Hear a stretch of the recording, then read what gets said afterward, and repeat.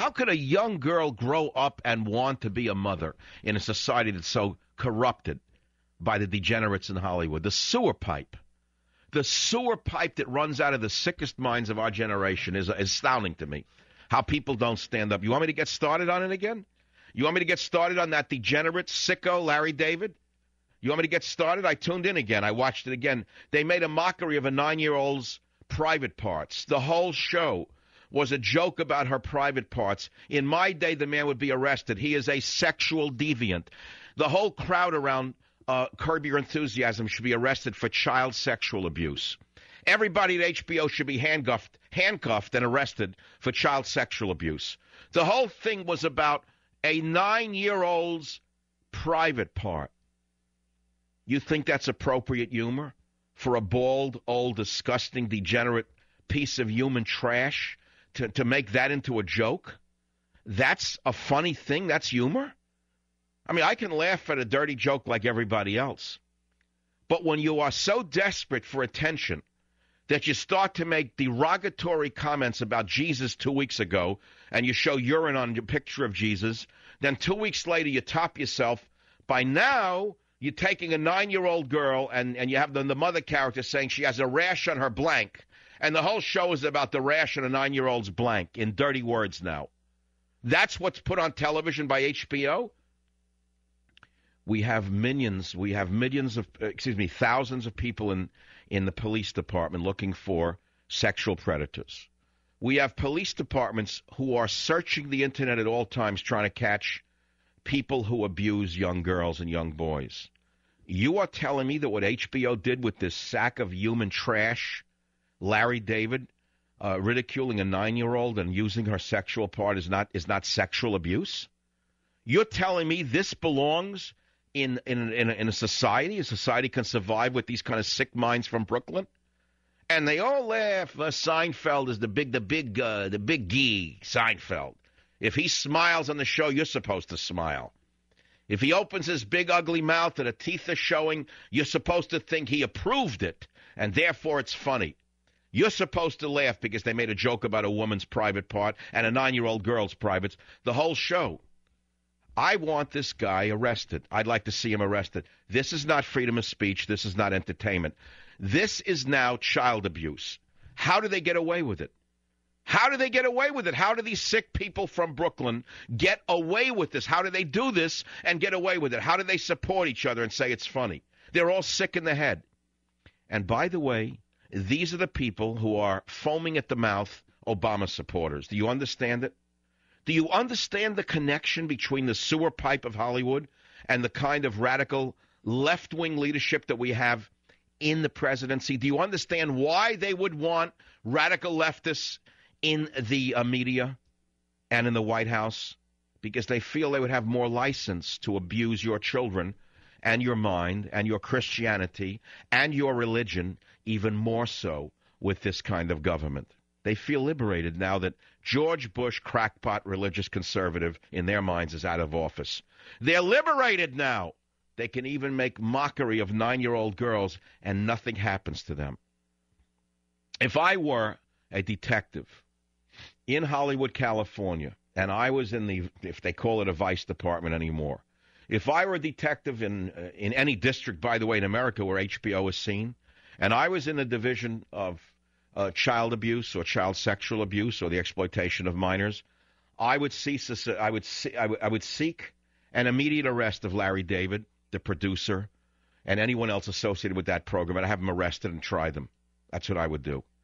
I'm telling you what I would do to start to save the country. It has to be done case by case.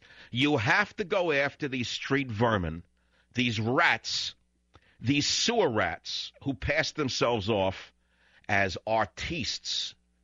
That's why, by the way, let me bring it to another case. You got the case of the director who gave Quaaludes and alcohol, champagne, I believe, and then sodomized a 13-year-old girl and then fled to France and enjoyed his life. He did Chinatown. I forget his name. It's not like I can't even remember his name. The guy with the nose that looks like Pinocchio. Polanski. So you got the case of Polanski. All of Hollywood has lined up to defend this child rapist, Polanski. All of Hollywood. They did a whole show on him on Showtime of how he's a victim, going back to the Holocaust, and Sharon Tate, and why he should be left alone. I don't give a rat's behind what happened to him before he raped the 13-year-old girl. I don't care that she, as an adult, says, don't try him, he suffered enough. I say he committed a violent crime against the 13-year-old girl. There are laws on the books, and I think he should be prosecuted to the full extent of the law. And if what I read in the transcripts is true, then he should go to jail for the rest of his life. And by the way, again, tied into the sewer pipe that comes out of Hollywood, they are the same people who are now abusing your daughter. They are the same people who are putting out what they think are jokes. Jerry Seinfeld is some architect of morality. Jerry Seinfeld is above the fray when he goes on a show about the private part, a rash on a girl's body, a 9-year-old. Now, why am I going on and on about this? Because I should. Because I should.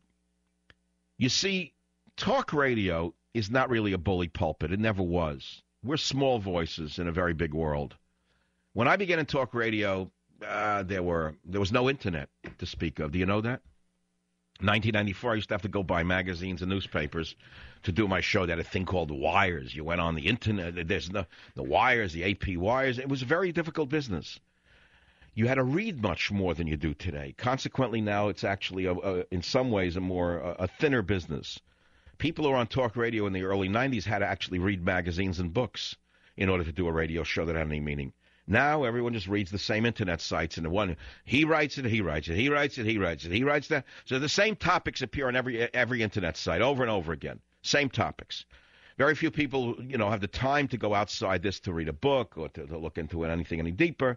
So actually, the band of topics is much narrower today than it ever was in talk radio. You know what I'm saying?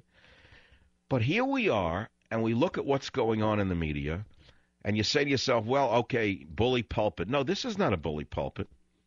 There are thousands of outlets in the media today that people can access. iPods and schmipods and bipods and iPods. You can go anywhere you want today and turn a knob and a switch and a wheel, and you can get anything you want in your head. So if I'm in San Francisco, where there are 70-some-odd radio stations, and I'm on in 300-some-odd cities, and there are 50, 80, 100 stations in each.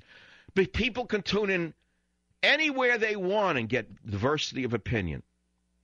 But the one opinion that Obama and his diversity czars find so offensive are the opinions that I express on this program. Think about it. The thousands of outlets, there's only one part of it all that this Leninist government finds offensive. And that's the one that stands for traditional values, family values, borders, language, and culture. So therefore, you have to conclude that Obama and his minions oppose family values, they oppose tradition, and they oppose the support of our borders, language, and culture. Therefore, they are all traitors. That's how I see it. That's one man's opinion. That's one man's opinion. Now, they have all the power. I have no power. I'm a man alone in front of a microphone. They are the dangerous Caesars of our day. They are the Caesars who permit child sexual abuse to occur verbally on HBO, in my opinion. And I want to remind you that violence begins with thoughts. If you can start verbally abusing a young girl on HBO through comedy, in a few years they will actually start to show 9-year-old girls being physically abused, and it'll be a laugh fest, I guess, with Larry David and his friends from the slums of Brooklyn showing big teeth as a little child is abused on HBO, because after all, there are no standards, because those damn religious conservatives are no longer a factor in America, right? Isn't that how it works? You say it can happen here, it is happening here. And the sewer pipe of Hollywood has to be stopped. The sewer pipe has to be stopped. Cancel your HBO subscriptions. If you are a church member, and I said it to you 2 weeks ago, then I stopped talking about it, you have the power. You don't know what power you have. You have no idea what power you have in a church. Do you realize that every poll shows that the majority of Americans self-identify as centrist conservatives, center-right people, and that we're ruled by a band of extreme leftists? Think about it. The majority of Americans in every state and every poll identify as center-right, and yet we have very little representation. You hear me? But we have the population. They may have the representation. And the one thing you have that they can't control is your pocketbook. You can vote with your pocketbook. If you got every church member, any idea what power you could have? You could say, I am canceling HBO because image on this show, and I'm never going to listen to HBO again. You could do whatever you want. You could put it that way or any other way you want it.